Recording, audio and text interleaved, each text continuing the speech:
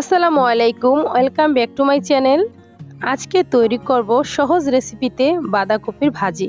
আর এই ভাজিটা তৈরি করা খুবই সহজ, খেতে অসম্ভব মজার। চলুন দেখি তার পুরো প্রস্তুত প্রণালী।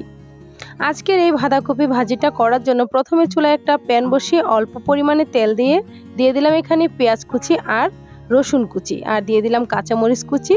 একটু ভেজে নেওয়ার পর অ্যাড করে দিলাম এখানে বাঁধাকপি আর কিছু গাজর। বাঁধাকপি আর গাজর অবশ্যই মোটা মোটা করে কেটে নিতে হবে। আর এখন অ্যাড করে দিচ্ছি আমি 1 টেবিল চামচ পরিমাণ সয়া সস, দিয়ে দিয়েছি এখানে পরিমাণ মতো লবণ, আর দিয়ে দিলাম এখানে 2 টেবিল চামচের মতো টমেটো সস, দিয়ে দিলাম এখানে হাফ চা চামচের মতো গোলমরিচের গুঁড়া আর আগ থেকে ভেজে রাখা ডিম। অবশ্যই ডিমগুলো মোটা মোটা করে কেটে নিতে হবে।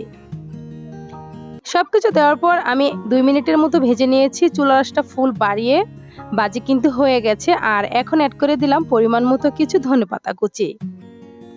ধনেপাতা দেওয়ার পর মিশিয়ে নিলাম। ভাজি কিন্তু হয়ে গেছে। চুলা থেকে নামিয়ে পরিবেশন করে নিলাম। আর এই ভাজিটা করা খুবই সহজ, অল্প সময় লাগে আর খেতে খুবই মজার হয়। ভিডিওটা দেখে হয়তো বুঝতে পেরেছেন।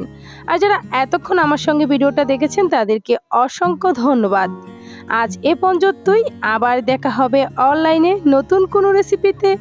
আল্লাহ হাফেজ।